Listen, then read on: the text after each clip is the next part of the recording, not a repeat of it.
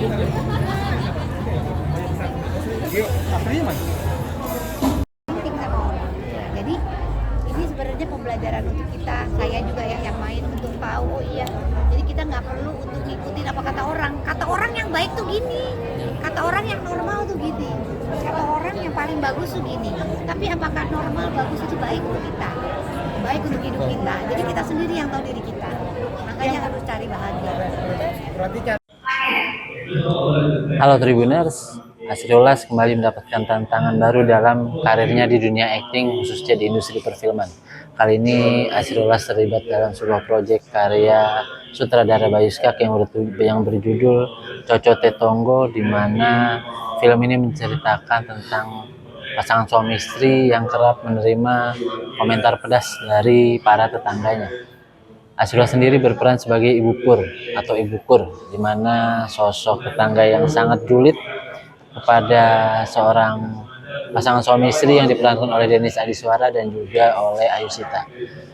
Asriolas mengaku peran ini baru pertama kali ia ambil, di mana Ibu Kur harus berbicara dengan seenak jidatnya tanpa memikirkan perasaan orang lain, dan ucapannya begitu julid sampai akhirnya bisa membuat hati orang lain pun terluka. Asriolas mengaku sering sekali meminta maaf kepada orang-orang yang ia juliti dalam jalan cerita film Coco Tetonggo. Ikut hasil wawancaranya bersama Asriolas. Basri gimana untuk peluncuran film terbarunya gitu? Ini luar biasa, banyak tadi dari penonton di dalam apresiasi yang sangat luar biasa gitu untuk film.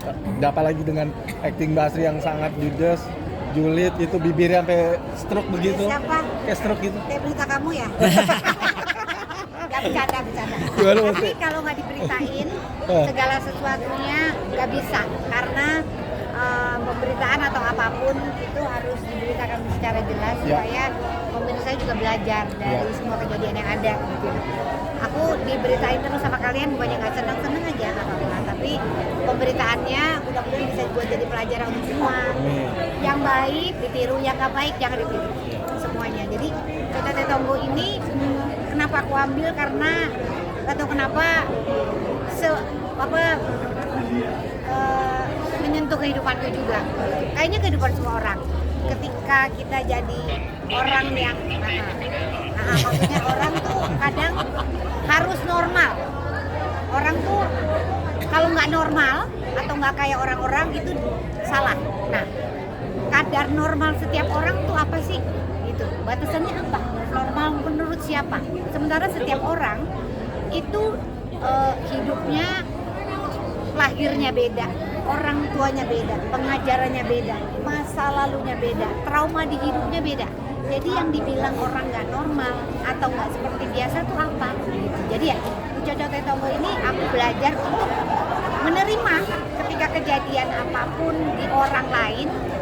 Kita boleh sedih, boleh nggak seneng, boleh apapun, tapi apakah komentar nggak suka atau suka itu harus dikeluarkan, karena mungkin jadi baik kita dapat komentar negatif, mungkin jadi baik kita dapat komentar positif, tapi ternyata komentar positif atau negatif dari setiap tindakan orang itu ada impact buat orang lain, menimpa hidupnya, terus solusinya apa dia juga nggak tahu gitu. Jadi itu tadi itu. Nah, di era kita ini sesama bukan tetangga aja, pertemanan, bahkan di digital, orang yang nggak kenal aja bisa sampai sepedes itu ngomongnya. Tapi kalau dianggap tidak normal. Nah, normal atau tidak normal setiap orang, apakah kamu tahu sejarahnya? Nah, Coco Tetonggo ini aku belajar untuk gimana kita menerima suka atau tidak suka komentar dari orang lain, menjadi pembelajaran diri. Oh, nggak apa-apa, yang penting saya bahagia menghadapi hidup saya. Oh, yang penting saya menerima keadaan apapun yang saya jalankan gitu. Tapi kan nggak semua orang bisa nerima. Ada yang dikomentarin jelek atau bagaimana, yang akhirnya depresi, bahkan sampai bunuh diri. mudah-mudahan nggak kita yang Mbak. Ya, aku tapi bener loh itu, sampai depresi, sampai ada yang sampai nggak sekolah, nggak bekerja, nggak apapun, resign atau apapun karena dicocotin yang nggak penting sama orang.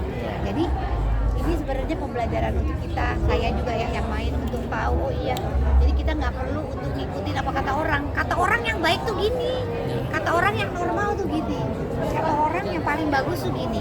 Tapi apakah normal bagus itu baik untuk kita, baik untuk hidup kita? Jadi kita sendiri yang tahu diri kita, makanya harus cari bahagia. Berarti cara kamu ibaratnya mendapatkan cibiran dari orang-orang sekitar itu dengan cara diem kah atau seperti apa mungkin? Nggak tahu kan. Jadi gimana pembelajarannya menanggapi apapun, yang penting dirinya kita aja. Iya, dirinya kita aja jalaninnya gimana. Semua masalah itu isinya kan masalah. Tapi bagaimana kita menanggulangi masalah kita sendiri. Kalau orang lain berkomentar itu adalah masalah baru. Aku nggak mau pikirin. Yang asli di sini jadi siapa dan seperti apa gitu. Di sini Ah. jadi bukur. Jadi orang yang sebenarnya bukan gue banget. Ya. Ini peran pertama kali saya jadi super judes. Yang lain saya jadi orang susah, kebanyakan ya, terus ya macam-macam. Jadi saya terima ini karena saya pengen coba aja gimana sih rasanya ngomong seenaknya.